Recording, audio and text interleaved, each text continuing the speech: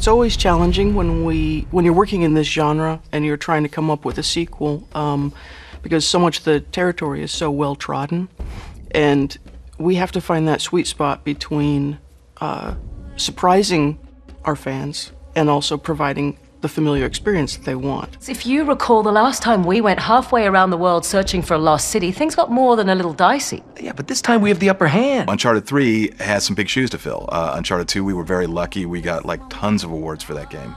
It's sort of like, where do we go now, you know? What the hell? Let's do it.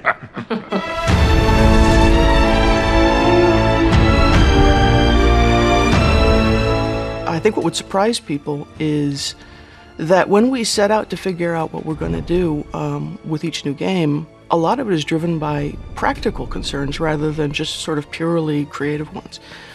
People probably imagine we sit there and just sort of blue sky story and things like that, and actually what we do is we think, all right, where have we not been?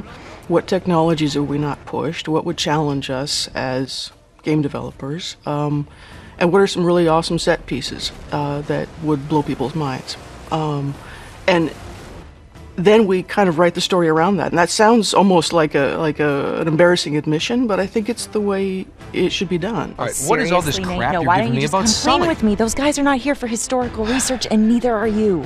It's like right brain, left brain, where one part is like dealing with the aesthetics and what you're trying to go for creatively, and the other part, of course, is like how to realize that. And, you know, that's usually a lot of problem solving.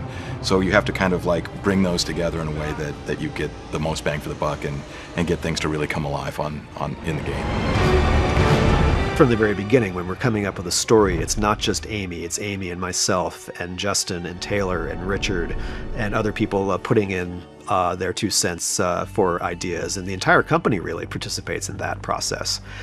But even then, once we get to the stage, it's Amy's script, but then it's the actors' own input into their characters that influences the way that we end up doing the performances. Drake, we must go, now! Yalla! Never a dull moment, huh, Sully? Why change now? Yeah! We want contributions from everybody. We carry that same philosophy onto the stage with the actors. We don't just go into the voice studio and stand an actor in front of a copy stand and a microphone and say, well, here's your lines, just read them. We shoot the story as if it were film or television or theater. And of course, that means the actors get to sort of settle into their characters as well. They genuinely enjoy working together. And, you know, again, some of the best moments are completely improvised by them. And I will always give them credit for that. And some of the most sort of touching moments are because these aren't people that just met, you know. They've known each other for 5 years and they actually have this relationship. You have these actors who have played these characters now for the 3rd game in a row, and they know these characters. They've helped build these characters really from scratch. It's really interesting to see them get to really kind of spread your wings isn't the right way to put it. These actors are getting a chance to sort of explore the corners of who these actors are, of who these characters are. You can skip the mind games. You don't know me. You know, if we come up with some ideas on the spot, you know, we'll try them out, and if they end up working, then we'll use them. I mean, probably one of the best examples of that was even from the first game when Nolan and Emily had a scene where Elena's character had just caught up with Nathan Drake's character and she was pissed off, and we ran the scene a few times, and Emily just said, hey, you know, I feel like I should hit him here. And, you know, it wasn't in the script, but we thought, yeah, okay, that might actually be funny. So, you know, we get in the scene and she does this like, and, you know, of course it worked great, and that ended up making it into the final cinematic in Uncharted 1. And that kind of stuff happens all the time. If you just watch their faces when they're saying a line, there's the essence of it right there. Now, we don't just kind of mimic it, but that is our reference. That is where, you know, that's what we kind of, that's our launching off point. And then we take that and we enable our animators to interpret that in the way that's gonna serve us best. He's not here. We do not do and never have done any facial animation capture. There's a number of reasons for that. We actually looked into a couple of possibilities when we were first working on Uncharted 1, but ultimately it ends up giving us more limitations than it does flexibility. We have some phenomenal animators back in the office that can really craft the performances to be exactly what we want them to be. And when you're working with facial capture, you know, you're just kind of stuck with what you got, and you gotta spend all this time cleaning it up to get to where you want it to be, so why not just do what you want from the get-go? God, what a dick, right? Come on. We gotta find a way out of here fast. We're completing the performance that was started on the stage. You know, we have amazing actors who give us these incredible little vignettes of, you know, scenes that are very personal, and I love the energy that they have with each other, and we need to make sure that what they started is completed. Nate, just who are we dealing with here? Working on the third outing in a series, you have to think about, you know, how are you changing things up?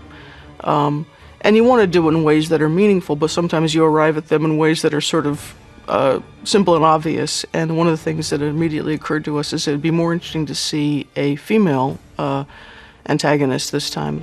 Same cocky little shit. So fearless. I wonder what you're really afraid of. And it would be more interesting to have a antagonist who was more cerebral and therefore challenged Drake in different ways. You get off on all this, don't you? Cheating death. It's a very different character to try to write. It's actually a much harder character to try to write, and it was a much harder character to cast. And thank God we found Rosalind Ayers, because she brought something really unusual, I think, to the character. I'm sorry, Nathan. It seems you've been removed from the equation. It's been a lot of fun to have a female villain, and she's kind of wicked. Catherine! She gets into your head, and she wants to know what makes you tick, and she wants to know what you're afraid of, and she'll find out. But she's also, like, sweet, and it's very unnerving in a good way. That's I think what makes her a good villain is that she's prim and proper and wicked. Yes, it is regrettable, but... Not regrettable. Sloppy. One of the things you want to do is delve more into Drake and his background and his personality, his relationship with Sullivan, how that came to be. But also, it says something about... His past says something about how he is in the present, just like it does for all of us, right? I just want to make sure we're doing this for the right reasons. You got your pride all tangled up in this thing. It's making you reckless. I taught you better than that. I've always perceived Drake as someone who has some issues about loss and abandonment, and, you know, therefore keeps people at arm's distance. And when things get too real, he's real good at being the hero, but when things get too real, he might make himself scarce. We don't know people like that in real life, do we? No. We've been trying to reach you for over 24 hours. Oh, right, I need to top up my minutes. You're using a prepaid phone? Mate, those contracts are a complete rip-off. What? Mine's broken. I've been working with Amy and Taylor on the Uncharted games since the very beginning, right? And the three of us have this rapport and communication that enable us to really collaborate and work together and get the best possible results from each other. Come on, admit it. You love all this as much as I do. Naughty Dog is, I think, very unusual in the fact that we've actually grown to be a pretty large developer, but we've retained that sort of garage shop mentality and really collaborative spirit and a very, very flat hierarchy. There's not a lot of management or order or organization. You know, it's mostly just sort of seat of the pants chaos, to be honest. Well. It's cute. What? Because it's a well. Shall we? We don't have like a typical structure where we have a producer that kind of goes around and coordinates all the various aspects of the game. And ultimately, what you see in the end result in the cinematics is really the product of dozens of different people's ideas and vision. It's not just one person saying it's my way or the highway. Everything goes in. It's hard, I think, as a writer to say, all right, everybody just trust me and come along on this journey with me, while you yourself are terrified that, you're hoping that all of these ideas coalesce. You are a crafty little beggar, aren't you? I know how to take care of myself. On the other hand, part of, I think, the experience and the act of faith in yourself is, well, I've been doing this for 22 years, and I've always pulled it off, that you as a creator and a writer, as well as trusting in the people around you, that the right answers will be there when you need them. It's going to be really gratifying when this thing that seemed like it was going to be impossible to do actually happens, and we just sort of rain that down on the fans, and that's going to be sort of an amazing, amazing moment, I think. I'm looking forward to that. Perfect. Here we go.